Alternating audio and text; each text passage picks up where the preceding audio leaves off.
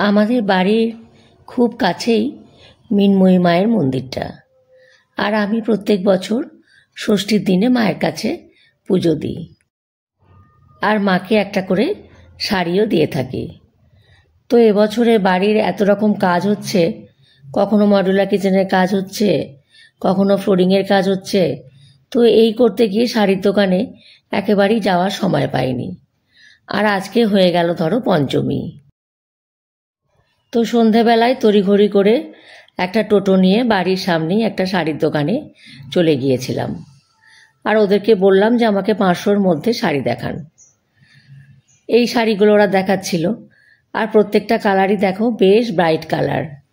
আমার তো প্রত্যেকটা শাড়ি বেশ পছন্দই হচ্ছিল। তো এখান থেকেই মায়ের জন্য একটা শাড়িও নিয়ে নিলাম।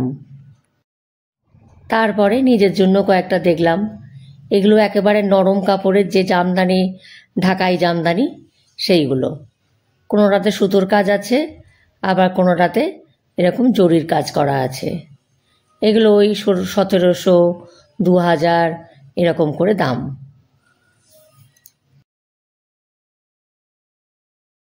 এরপরে চলে গেলাম ওপরে।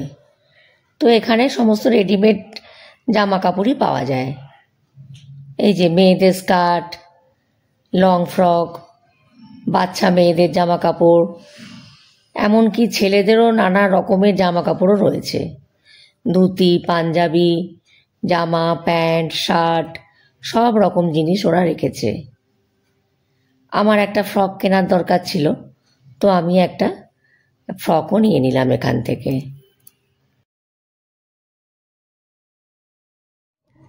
এমনকি লেহেঙ্গা, ঘাগরা এসবও পাওয়া যায়। এ দেখো কি সুন্দর লাল, নীল, সবুজ সব রকম কালারের পালাজো পাওয়া যাচ্ছে। আর এগুলো ওই 700-800 এরকম দামের। তারপরে ফ্রক, কোনোটা 1400, কোনোটা 1500, এরকম সব দাম। এক কথায় একই ছাদের তলায় সব কিছুই পাওয়া যাবে এখানে। আর শাশুড়ি মায়ের জন্য এই শাড়িটা নিয়েছি। তারপরে মৃন্ময়ী মায়ের জন্য নিয়ে নিলাম এই রানী কালার আর সবুজ শাড়িটা। আর এটা দাম পড়েছে 450 টাকা।